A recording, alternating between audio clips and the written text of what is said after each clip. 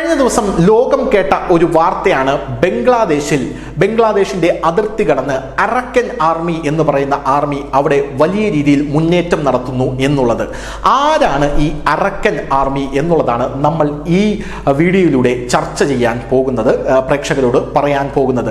Arakkan army എന്ന് പറയുന്ന army അടിസ്ഥാനപരമായി എന്തിനാണ് മ്യാൻമറിൽ ഉടലെടുത്തത് എന്നുള്ളൊരു ചോദ്യം നിങ്ങൾക്കുള്ളിലെല്ലാം ഉണ്ടാകും. അത് മ്യാൻമറിലെ രോഹിംഗ്യൻ മുസ്ലിങ്ങളുടെ വലിയ രീതിയിലുള്ള ശല്യം കാരണമാണ് അറക്കൻ ആർമി അവിടെ രൂപം കൊണ്ടത്. യഥാർത്ഥത്തിൽ ഇവർ മുസ്ലിം വിരുദ്ധരാണ് എന്നുള്ളതാണ് ഈ അറക്കൻ ആർമിയുടെ ഏറ്റവും വലിയ പ്രത്യേകത എന്ന് പറയുന്നത്. മ്യാൻമറിൽ നിന്നുള്ള വിമത സംഘമാണ് ഈ അറക്കൻ ആർമി എന്ന് പറയുന്നത്. ഇവർ ദേറ ബുദ്ധിസ്റ്റ് സംഘമാണ്. അടിസ്ഥാനപരമായി ഒരു ബുദ്ധിസ്റ്റാണ്. എന്നിരുന്നാലും ഈ രോഹിംഗ്യൻ അഭയാർത്ഥികളുടെ വലിയ രീതിയിലുള്ള ശല്യം ഇവർ നേരിട്ടുകൊണ്ടിരുന്നു. രോഹിംഗ്യൻ അഭയാർത്ഥികൾ ഇവരുടെ അതായത് ബുദ്ധിസ്റ്റ് സ്ത്രീകളെ കൊന്നൊടുക്കുകയും ബലാത്സംഗം ചെയ്യുകയും ചെയ്തിരുന്നു. അളമുട്ടിയാൽ ചേരയും കടിക്കും എന്നുള്ളത് പോലെ അവർ അവിടെ വലിയൊരു ആർമി തന്നെ രൂപീകരിച്ചെടുത്തു എന്നാണ് മനസ്സിലാക്കാനായിട്ട് സാധിക്കുന്നത്.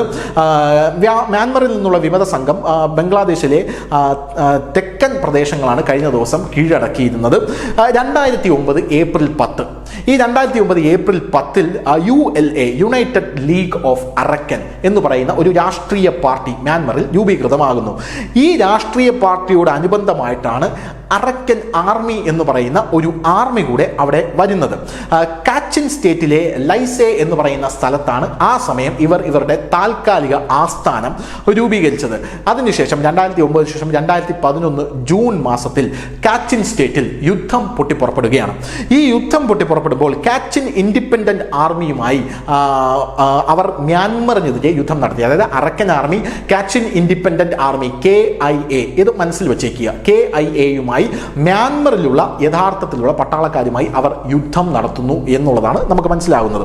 അതിനുശേഷം 2014 ഇവർ ബംഗ്ലാദേശിനെ അതിർത്തി കടന്ന് ആക്രമിക്കുന്നത്. ബംഗ്ലാദേശിനെ അതിർത്തി കടന്നുള്ള റഖായേൽ സ്റ്റേറ്റ് തായ് മ്യാൻമർ അതിർത്തിയും ഇവർ കയ്യേറി ഇവരുടെ രാജ്യം സ്ഥാപിക്കാനുള്ള ശ്രമങ്ങൾ നടത്തുന്നു. അങ്ങനെയാണ് അറക്കൻ ആർമി ഫേമസ് ആവുന്നത്, പ്രശസ്തി ആർജിക്കുന്നത് എന്നുള്ളത് വേറൊരു കാര്യം. അതിനുശേഷം 2015 ഫെബ്രുവരിയിൽ ഇവരുടെ വലിയൊരു നീക്കം നടക്കുന്നു. മ്യാൻമർ നാഷണലിസ്റ്റ് ഡെമോക്രാറ്റിക് അലയൻസും സഖ്യകക്ഷിയുമായിട്ടുള്ള തായ് നാഷണൽ ലിബറേഷൻ ആർമിയും ഒന്നിച്ചു ചേർന്ന് ഈ അറക്കൻ ആർമിയെ നേരിടാനുള്ള ഒരു ശ്രമം നടത്തുന്നു. ആ ശ്രമത്തിൽ അറക്കൻ ആർമി ഒന്ന് തളർന്നു പോകുന്നുണ്ടെങ്കിലും അവർ പരാജയം സമ്മതിക്കുന്നില്ല. 2015 ഓഗസ്റ്റിലെ ബോർഡർ ഗാർഡ് ബംഗ്ലാദേശുമായിട്ടും ഇവർ ഏറ്റുമുട്ടുകയാണ്. അതായത് ഒരു വർഷം തന്നെ 2 ഏറ്റുമുട്ടലുകൾ ഇവർ നടത്തി എന്നുള്ളതാണ്. ഇനി എന്തിനാണ് ഈ അറക്കൻ ആർമി എന്നുള്ളൊരു ചോദ്യമുണ്ടല്ലോ. ഈ അറക്കൻ ആർമി അവിടെ രൂപീകരിച്ചിരിക്കുന്നത് അറക്കൻ ജനതയുടെ ദേശീയ സത്വത്തിന്റെയും സാംസ്കാരികമായിട്ടുള്ള പൈതൃകത്തിന്റെയും സംരക്ഷണത്തിനാണ് ഇവർ അതവിടെ രൂപീകരിച്ചിരിക്കുന്നത്. റോഹിംഗ്യൻ അഭയാർത്ഥികൾ നുഴഞ്ഞുകയറി തങ്ങളുടെ അതായത് മ്യാൻമറുടെ തനത് സംസ്കാരം നശിപ്പിക്കാൻ ശ്രമിക്കുന്നു എന്നുള്ളതാണ് ഇവരുടെ വാദം. അതുകൊണ്ടാണ് ഈ അറക്കൻ സൈന്യമൊക്കെ അവിടെ രൂപീകരിക്കപ്പെട്ടിരിക്കുന്നത്. റോഹിംഗ്യൻ ജനതയാണ് ഇവർ ശത്രുപക്ഷത്ത് നിർത്തിയിരിക്കുന്നത്. റോഹിംഗ്യൻ ജനതയെ ഇവരുടെ പീരങ്കി ഉണ്ടകളായിട്ടും കാലിത്തീറ്റയായിട്ടും ഉപയോഗിക്കുന്നു എന്നാണ് റോഹിംഗ്യൻ ജനത തന്നെ പറയുന്നത്. അതായത് അത്രത്തോളം ഭീകരമായിട്ടാണ് റോഹിംഗ്യൻ ജനതയെ അവിടെ ഇവർ അടിച്ചൊതുക്കുന്നത്. റോഹിംഗ്യൻ ജനതയെ പീരങ്കിക്കകത്ത് ഇവർ കയറ്റി റോഹിംഗ്യൻ ജനതയെ ഉണ്ടകളാക്കിയും അറക്കൻ ആർമി അവരെ ഭക്ഷണമാക്കിയും, അതാണ് കാലിത്തീറ്റ എന്ന് പറയുന്നത്. ഇത് ആലങ്കാരികമായിട്ട് പറയുന്നതാണ്, ഉപയോഗിക്കുന്നു എന്നാണ് ഇവർ തന്നെ പറയുന്നത്. പോരാത്തതിന് ഈ അറക്കൻ ആർമി റോഹിംഗ്യൻ ജനത ഇവർക്ക് നേരെ എടുത്തിരുന്ന അതേ ടെക്നിക്ക് തന്നെയാണ് യുദ്ധത്തിൽ എടുക്കുന്നത്. അതായത് മനുഷ്യ കവചമാക്കി. ഈ സ്വാഭാവികമായിട്ട് നമുക്കറിയാം, ഈ അഭയാർത്ഥികൾ ആക്രമിക്കാൻ അപ്പുറത്തുനിന്ന് സൈന്യം വരുമ്പോൾ സ്ത്രീകളെയും കുട്ടികളെയും പിടിച്ച് മുന്നിൽ നിർത്തുന്ന ഒരു കാഴ്ചയുണ്ട്.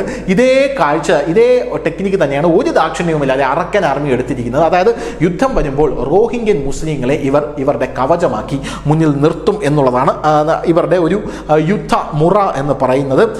റോഹിംഗ്യൻ ആർമിയുമായിട്ടുള്ള അല്ലെങ്കിൽ റോഹിംഗ്യൻ അഭയാർത്ഥികളുമായിട്ടുള്ള ഇവരുടെ സംഘർഷം അത് സ്വാഭാവികമായിട്ടും രാജ്യത്തൊരു ആഭ്യന്തര കലാപം ഉണ്ടാക്കാനുള്ള ഉതകുന്ന ഒരു സംഘർഷമാണ്. അതുകൊണ്ട് തന്നെ ഇവിടെ മ്യാൻമറിൽ ജുണ്ട ഗ്രൂപ്പുകൾ എന്ന് പറഞ്ഞ് വേറൊരു ഗ്രൂപ്പുണ്ട്.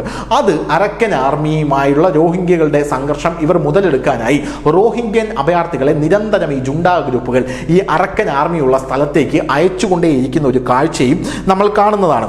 2021 പ്രേത്തോം അലൈ എന്ന് പറയുന്ന പത്രത്തിന്റെ ഒരു റിപ്പോർട്ടുണ്ട്. ഈ റിപ്പോർട്ട് പ്രകാരം അരക്കൻ ആർമിയും ബംഗ്ലാദേശ് സർക്കാരുമായി സന്ധിയിലെത്തുകയാണ്. ബംഗ്ലാദേശുമായി നല്ല ബന്ധം പുലർത്തണം എന്നാണ് അരക്കൻ ആർമി പറയുന്നത്. ഇതിനൊരു കാരണം കൂടെയുണ്ട്. കാരണം റോഹിംഗ്യൻ അഭയാർത്ഥികൾ ബംഗ്ലാദേശിലേക്ക് ഒരുപാട് കുടിയേറിയിട്ടുണ്ട്.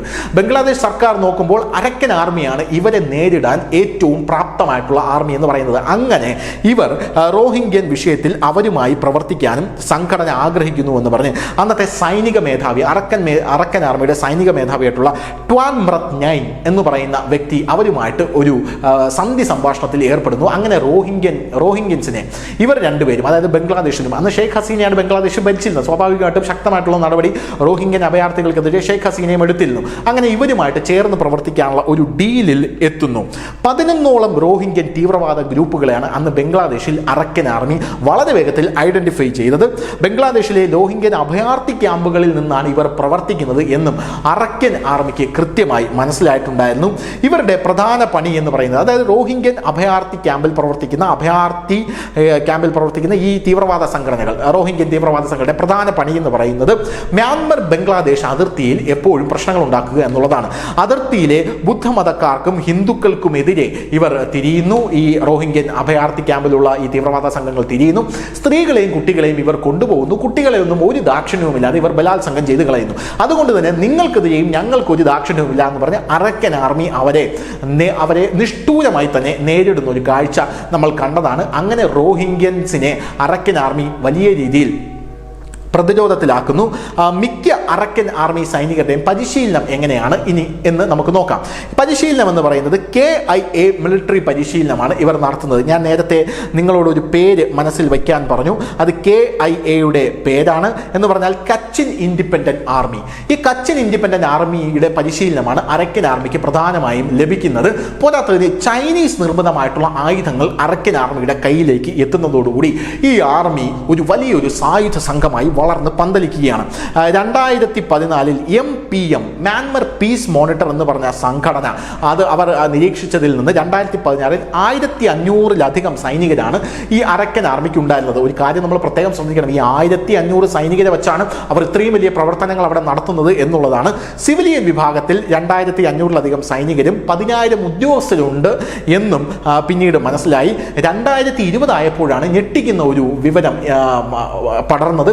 ആ വിവരം എന്ന് പറയുന്നത് 20,000-ലധികം സൈനികർ ഇപ്പോൾ അരക്കൻ ആർമിയിലുണ്ട് എന്നാണ്. അതായത് ഈ മുസ്ലിം വിരോധം മുതലെടുത്ത്, റോഹിംഗ്യൻ അഭയാർത്ഥികളുടെ വിരോധം മുതലെടുത്ത് ഈ സൈനികർ ഇതിലേക്ക് വന്നു ചേരുന്നു. 2021 ആയപ്പോഴേക്കും 30,000 സൈനികരായി അരക്കൻ ആർമിയിൽ. 2019 മ്യാൻമർ നാവികസേനയ്ക്കെതിരെ പോലും പോരാടാനുള്ള സൈനിക ബലം ഇവരിലുണ്ടായി എന്നുള്ള റിപ്പോർട്ടുകൾ പല മാധ്യമങ്ങളും ആ സമയത്ത് തന്നെ കൊടുത്തതാണ്. പോരാത്തതിന് ഭൂതല ഉപരിതല മിസൈലുകൾ പോലും ഇവരുടെ കയ്യിൽ ഉണ്ടായി. ഇതെല്ലാം ചൈനീസ് നിർമ്മിതമാണ്. അങ്ങനെയുള്ള മിസൈലുകൾ ഉണ്ടായി. അരക്കൻ ആർമി അങ്ങനെ വളർന്ന് പടർന്ന് പന്തലിക്കുകയാണ്. ഈ അരക്കൻ ആർമിയാണ് ഇപ്പോൾ ബംഗ്ലാദേശ് കടന്ന് റോഹിംഗ്യൻ മുസ്ലിങ്ങളെ അടക്കം ഉന്നം വെച്ചുകൊണ്ട് രംഗത്തെത്തുന്നത്. തങ്ങളുടെ ആൾക്കാരുടെ സാംസ്കാരികമായിട്ടുള്ള പൈതൃകത്തെ തകർക്കാൻ ശ്രമിക്കുന്നവർ തങ്ങളുടെ ശത്രുക്കളാണ് എന്ന് പറഞ്ഞുകൊണ്ടാണ് ഈ അരക്കൻ ആർമി മ്യാൻമറിൽ പ്രവർത്തിച്ച് വരുന്നത്. News desk, news India Malayalam.